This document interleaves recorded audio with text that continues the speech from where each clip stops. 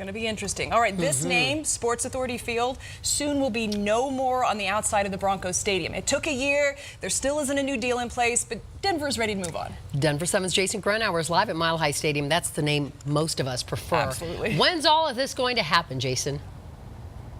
Well, Ann and Jacqueline, in the same amount of time it takes you to get a new credit card in the mail, in about 7 to 10 business days, according to Broncos President and CEO Joe Ellis. That's when these exterior signs are going to start coming down. What goes back up, though, is still up in the air. I look forward to resolving this naming issue as fast as we can. And today, a step towards that, taking this name off. You've got the name of a dead company. It's not a dying company, it's a dead company on your facility. At some point in time, you've got to kind of bite the bullet. And marketing professor Darren Duber-Smith of Metro State says it's time. I honestly don't think any brand should be associated or want to be associated with another brand that no longer exists. The question now is, now what? The Broncos are still looking for that answer.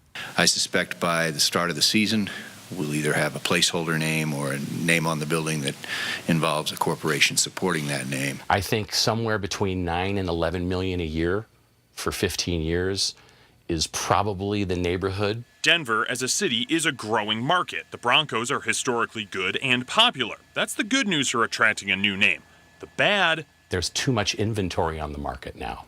There are fewer companies that aren't already tied up with naming rights agreements who are available that have this kind of money. So we go from this to this for now.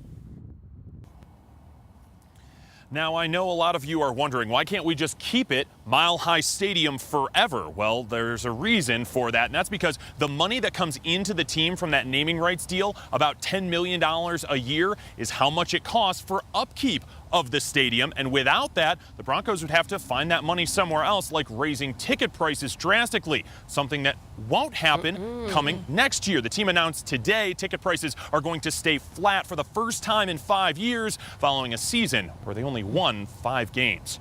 Reporting live at the stadium, I'm Jason Grenauer, Denver 7. I think